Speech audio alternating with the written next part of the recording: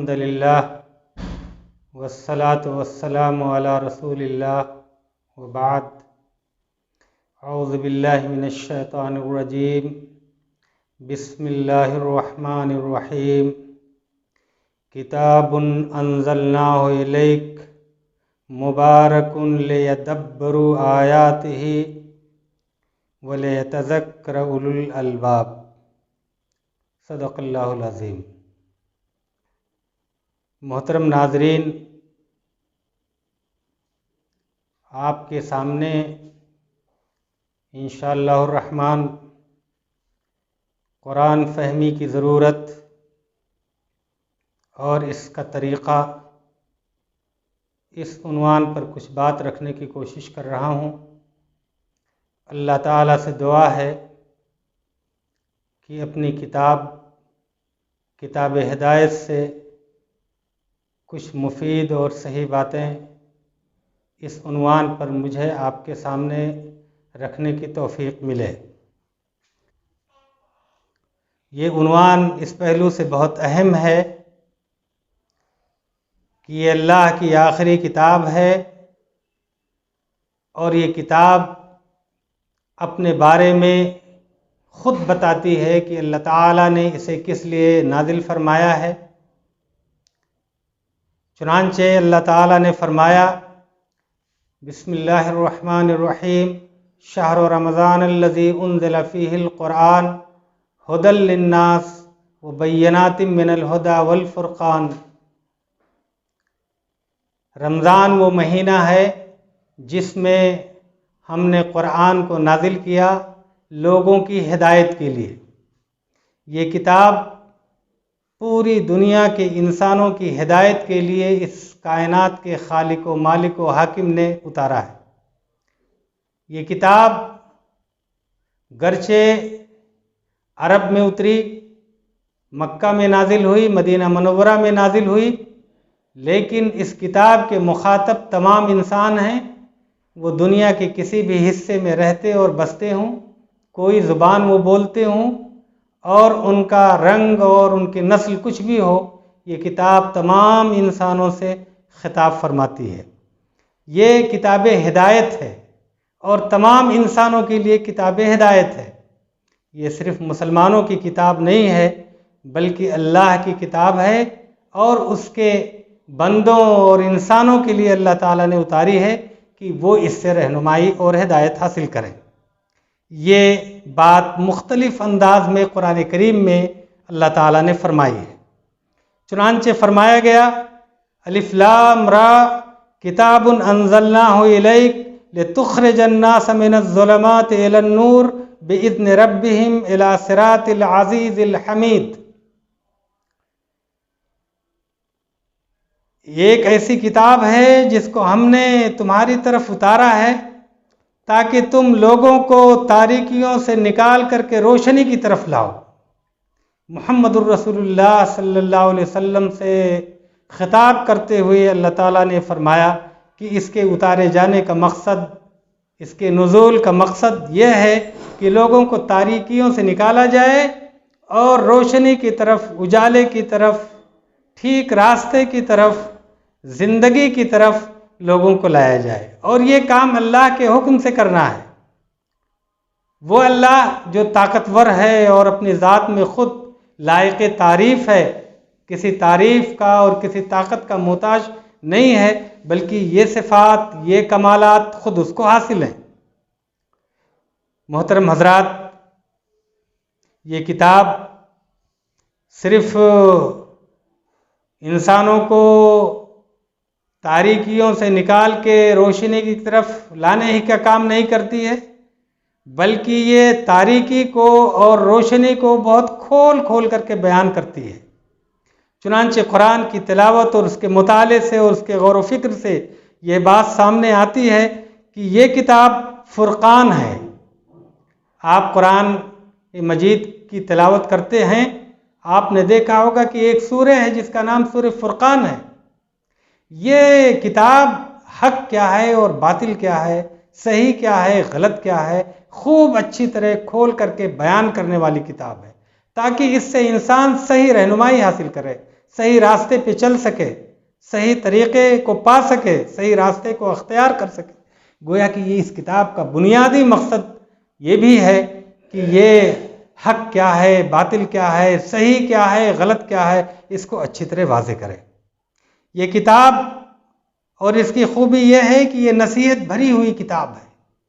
اس کے ورق ورق پر نصیحت اور عبرت اور موعظت پائی جاتی ہے۔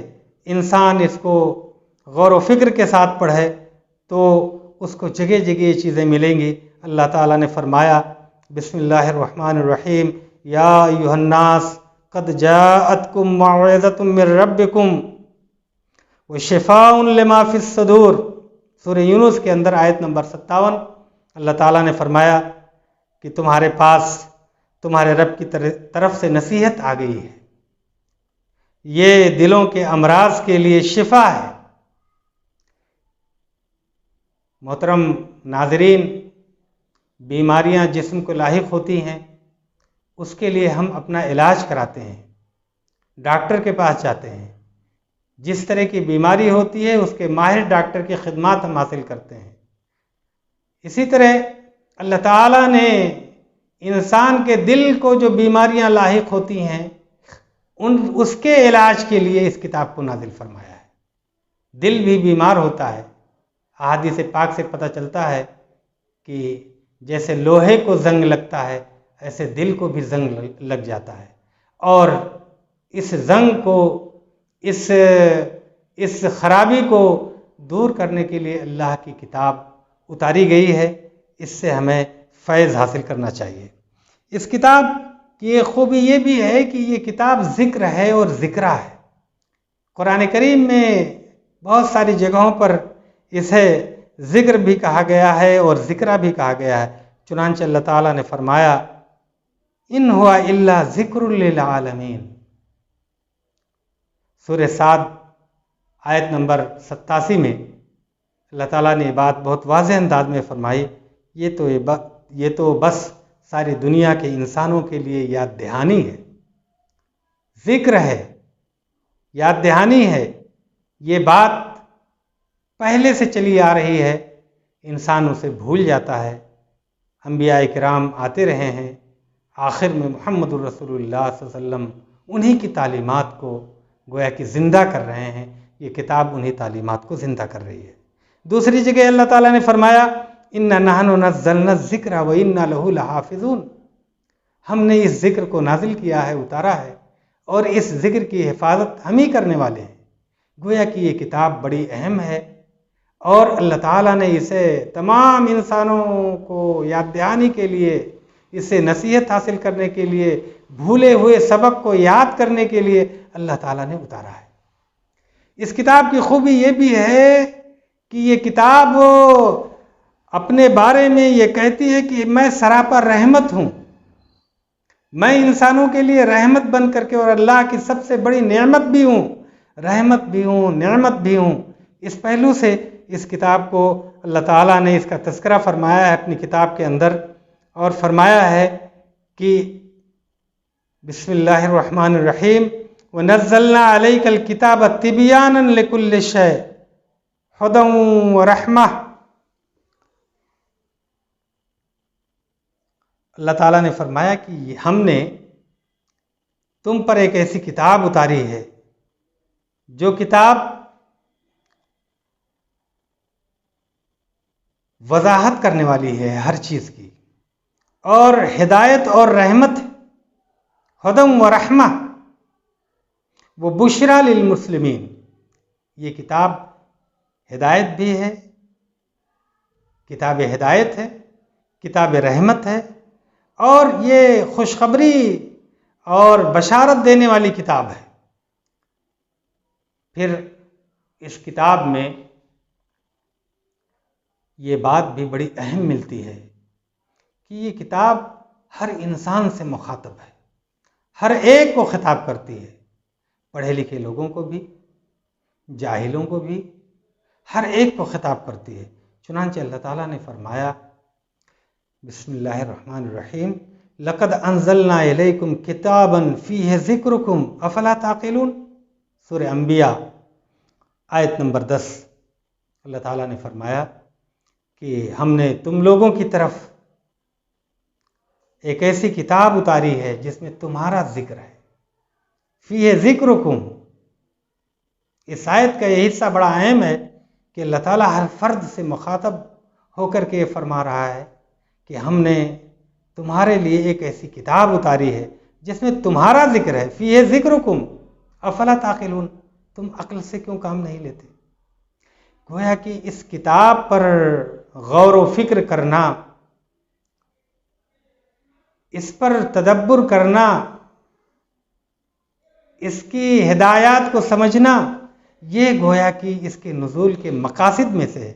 چنانچہ یہ کتاب اس پہلو سے انسانوں کو اپنی آیات اور اپنی صورتوں پر غور و فکر کرنے کی دعوت دیتی ہے۔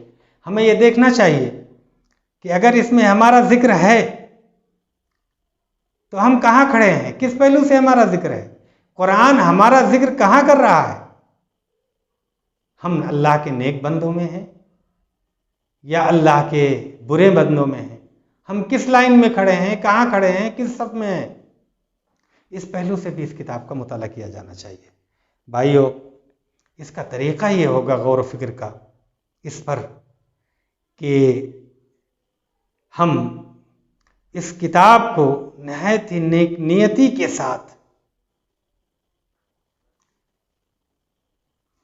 اس میں مقصد ہمارا یہ ہو کہ ہم اس کتاب سے ہدایت حاصل کرنا چاہتے ہیں۔ یہ کتاب ہدایت ہے، یہ کتاب ہمارے لیے اتری ہے، اس لیے نہایت نیک نیتی کے ساتھ ہمیں اس کتاب پر غور و فکر کرنا چاہیے۔ ہم کچھ اور نہیں چاہتے ہیں، ہم علمی شان نہیں چاہتے ہیں، ہم اس کتاب کے ذریعے اپنا تعارف نہیں چاہتے ہیں، بلکہ ہم یہ چاہتے ہیں کہ ہم اس کتاب سے ہدایت حاصل کریں۔ اللہ نے کیا صحیح راستہ بتایا ہے ہمارے لیے ایک فرد کی حیثیت سے، اس معاشرے کے لیے ایک سماج کی حیثیت سے، اور اگر اللہ تعالیٰ نے ہمیں حکومت دی ہے تو حکومت کرنے کا طریقہ یہ کتاب ہمیں کیا بتاتی ہے۔ اس پہلو سے اس کتاب کا نہایت ہی اخلاص کے ساتھ، صدق دل کے ساتھ اس کے سامنے کھڑے ہونا چاہیے اور اللہ سے ہدایت طلب کرنی چاہیے کہ اللہ اس کتاب کے ذریعے ہمیں صحیح راستے کی رہنمائی فرما۔ چھوٹے بڑے ہر طرح کے مسائل میں ہمیں اس کتاب کی طرف رجوع کرنا چاہیے۔ یہ کتاب اس پہلو سے بڑی اہم ہے کہ اس میں گویا کہ ہر ایک کو حضور قلب کے ساتھ اور نیک نیتی کے ساتھ، دل کی آمادگی کے ساتھ اس کتاب کے سامنے آنا چاہیے اور اس سے ہدایت طلب کرنی چاہیے اور اس سے رہنمائی حاصل کرنی چاہیے۔ ان فی ذلک لذکری لمن کان لہ قلب او القی السمع وہو شہید۔ قرآن کی آیت بڑی اہم ہے، اس میں اللہ تعالیٰ نے فرمایا ہے کہ ایک یاد دہانی ہے، ان فی ذلک لذکری، یہ نصیحت ہے، ذکر ہے ایسے شخص کے لیے جس کے پاس دل ہے، حاضر ہو دل، جس وقت قرآن پڑھا جا رہا ہو، قرآن سنا جا رہا ہو، دل کی حاضری کے ساتھ ہم اس کتاب کا مطالعہ کریں۔ نمبر 1 پر یہ بات میں نے آپ کے سامنے رکھی ہے کہ اس کتاب کے مطالعے سے پہلے ہمیں اللہ کی عظمت، اس کی کبریائی، یہ اس کا کلام ہے، ہم اسے پڑھنے جا رہے ہیں، عظیم ذات کا کلام ہے۔ یہ کلام بڑا اہم ہے، جس طرح اللہ تعالیٰ ہر جگہ حاضر بھی ہے اور غائب بھی ہے، اسی طرح یہ کتاب حاضر بھی ہے اور غائب بھی ہے۔ حاضر کو تو ہم پالیں گے، لیکن غائب تک اس کے مفہوم اور معانی جو نہایت تعقل اور غور و فکر کے نتیجے میں ہمیں ملے گا، مفہوم اور مطلب، وہ گویا کہ بڑا قیمتی ہوگا۔ اس لیے اس کتاب پر غور و فکر کے لیے ہمیں سب سے پہلے اللہ کی عظمت، اور پھر یہ اللہ ہی کا کلام ہے، اور جس طرح اللہ عظیم ہے اور بے نیاز ہے، ایسے یہ کتاب بھی عظیم ہے اور بے نیاز ہے، اس لیے کہ یہ عظیم اور بے نیاز ذات کا کلام ہے۔ یہ گویا کہ تلاوت سے پہلے، مطالعہ سے پہلے، غور و فکر سے پہلے ہمیں اس پر ذہنی طور پر اپنے آپ کو بالکل تیار کر کے اور اس رخ سے غور و فکر کر کے اور اللہ تعالیٰ کی طرف متوجہ ہو کر کے اس کی عظمت کو سامنے رکھتے ہوئے اس کتاب کی تلاوت کرنی چاہیے۔ نمبر 2 یہ کہ ہم اس کتاب کو ٹھہر ٹھہر کے پڑھیں۔ نبی محترم صلی اللہ علیہ وسلم کو باقاعدہ ابتدا ہی میں حکم دیا گیا سورہ مزمل کے اندر، وَرَتِّلِ الْقُرْآنَ تَرْتِیلًا، قرآن کو ترتیل کے ساتھ پڑھیے۔ ترتیل کا سیدھا سادہ مفہوم یہ کہ ٹھہر ٹھہر کر کے ہر لفظ صحیح طریقے سے ادا کیا جائے اور اس پر غور و فکر کیا جائے، صرف سرسری طور پر پڑھتے ہوئے تلاوت کرتے ہوئے نہ گزر جایا جائے، بلکہ ٹھہرا جائے، غور و فکر کیا جائے اور ترتیل کے ساتھ ہر حرف کی صحیح ادائیگی، جملوں کو صحیح طور سے ادا کرنا اور پھر اس پر غور و فکر کرتے ہوئے آگے بڑھا جائے۔ بھائیو، قرآن کریم پر غور و فکر کرتے ہوئے ایک پہلو کو اور ہمیں سامنے رکھنا چاہیے، وہ یہ کہ یہ قرآن، بہت ساری آیتیں قرآن کی ایسی ہیں کہ ایک جگہ مختصراً آئی ہیں، اجمالاً آئی ہیں اور دوسری جگہ کچھ تفصیل کے ساتھ آئی ہیں۔ ایک واقعہ ایک جگہ مجمل بیان کیا گیا ہے، دوسری جگہ تفصیل کے ساتھ بیان کیا گیا ہے۔ ایک بات مختصر انداز میں کہی گئی ہے، کم الفاظ میں کہی گئی ہے، اس کا ایک پہلو یہاں نمایاں کیا ہے گیا ہے، دوسری جگہ دوسرا پہلو نمایاں کیا گیا ہے۔ تو قرآن کو قرآن کے ذریعے بھی سمجھنے کی کوشش کرنی چاہیے۔ القرآن یفسر بعضہ بعضا، قرآن کی آیتیں ایک آیت دوسری آیت کی تشریح کرتی ہے۔ اس لیے قرآن کے تلاوت کے وقت اس بات کو خاص طور سے خیال میں رکھنا چاہیے، ذہن میں رکھنا چاہیے کہ اس مفہوم کی آیتیں اور کہاں کہاں آئی ہوئی ہیں، اور پھر ان نظیروں کو، ان مثالوں کو سامنے رکھ کر کے پوری بات گرفت میں لینی چاہیے۔ بھائیو، قرآن محمد الرسول اللہ صلی اللہ علیہ وسلم پر اترا، نازل ہوا۔ قرآن کو سمجھنے کے لیے سنن متواترہ، احادیث پاک، محمد الرسول اللہ صلی اللہ علیہ وسلم کی حیات مبارکہ، ان چیزوں کو بھی ہمیں اپنے سامنے رکھنا چاہیے، اس کا مطالعہ کرنا چاہیے، اس لیے کہ قرآن اصول بیان کرتا ہے، زندگی گزارنے کے لیے ضابطہ اور قانون فراہم کرتا ہے، اور محمد الرسول اللہ صلی اللہ علیہ وسلم اس کی تشریح فرماتے ہیں، اس کی وضاحت فرماتے ہیں، اس کی تطبیق عملاً اسے نافذ کرتے ہیں۔ یہ پہلو گویا کہ بہت اہم ہے۔ ان دونوں چیزوں کو ملا کر کے قرآن پر غور و فکر کے لیے قرآن سے مدد لی جائے، اور پھر صاحب قرآن محمد الرسول اللہ صلی اللہ علیہ وسلم کے سنن متواترہ کو بھی سامنے رکھا جائے، اس سے مدد لی جائے، احادیث پاک سے، صحیح احادیث سے مدد لی جائے، پھر محمد الرسول اللہ صلی اللہ علیہ وسلم کی حیات مبارکہ کو پڑھا جائے، سمجھا جائے، وہاں سے بھی رہنمائی حاصل کی جائے۔ اس پہلو سے جب ہم دیکھیں گے تو آپ کی زندگی گویا کہ قرآن کی تشریح نظر آئے گی۔ آپ قرآن کو نظری طور پر سامنے رکھیں اور محمد الرسول اللہ صلی اللہ علیہ وسلم کی زندگی کو، چلتی پھرتی زندگی کو آپ گویا کہ اس کی تشریح کے طور پر لیں، تو اس پہلو سے قرآن کو آپ کو سمجھنے میں مدد ملے گی۔ یہ چند باتیں تھیں جو اس موقع پر اس عنوان کے تحت رکھی گئیں کہ یہ کتاب اللہ کا کلام ہے، عظمت سے بھری کتاب ہے۔ جس طرح اللہ عظیم ہے، اس طرح یہ کتاب بھی عظیم ہے، اور اس کتاب کی تلاوت، اس پر غور و فکر، یہ گویا کہ ہمیں زندگی بخشنے والی چیز ہے، اور اس سے ہم اس کتاب کو کیسے سمجھیں، کیسے اپنی زندگیوں میں نافذ کریں، اس کی طرف بھی مختصراً اشارہ کیا گیا کہ ہم گویا کہ پوری طرح متوجہ ہو کر نیک نیتی کے ساتھ اس کتاب کے سامنے آئیں اور یہ دیکھیں کہ یہ کتاب کیا رہنمائی فراہم کر رہی ہے۔ ہم رہنمائی حاصل کرنے کے لیے حاضر ہوں، اور پھر خوب ٹھہر ٹھہر کر کے اطمینان کے ساتھ ایک ایک لفظ پر، ایک ایک آیت پر گویا کہ ہم ڈیرے ڈال کر کے ٹھہر کر کے حضرت عمر رضی اللہ تعالیٰ عنہ کے سلسلے میں ملتا ہے کہ آپ بعض آیتوں پر کافی دیر تک اسی ایک آیت کی تلاوت کرتے رہتے تھے اور اس پر جو ہے غور و فکر کرتے رہتے تھے۔ محمد الرسول اللہ صلی اللہ علیہ وسلم کی زندگی کو آپ پڑھیں گے تو وہاں معلوم ہوگا کہ جب تلاوت آپ فرماتے تھے تو جہاں گویا کہ عذاب کی آیتیں آتی تھیں تو وہاں آپ استغفار فرماتے تھے، جہاں نعمتوں کا تذکرہ ہوتا تھا وہاں خوشی کا اظہار آپ فرماتے تھے۔ اس طرح مختلف مواقعوں پر مختلف کلمات اور جملے آپ ادا فرماتے تھے جو احادیث کی کتابوں میں موجود ہیں۔ ہمیں اس سے استفادہ کرنا چاہیے اور اس زمانے میں اللہ کی کتاب سے رہنمائی مکمل طور سے حاصل کرنے کی کوشش کرنی چاہیے۔ یہ کتاب آج مظلوم ہے، ہم اس کتاب کو اس پہلو سے نہیں لے رہے ہیں، اسی پہلو سے لینے کی ضرورت ہے۔ یہ کتاب زندگی بخشنے والی کتاب ہے، ہم نے اس کو مردوں کے لیے خاص کر دیا ہے۔ حقیقت یہ ہے کہ یہ زندوں کی کتاب ہے، زندگی دینے والی کتاب ہے۔ اللہ تعالیٰ اس پہلو سے اس کتاب پر ہمیں غور و فکر کرنے اور اس سے موعظت و نصیحت حاصل کرنے اور اپنی اصلاح کرنے کی توفیق عنایت فرمائے۔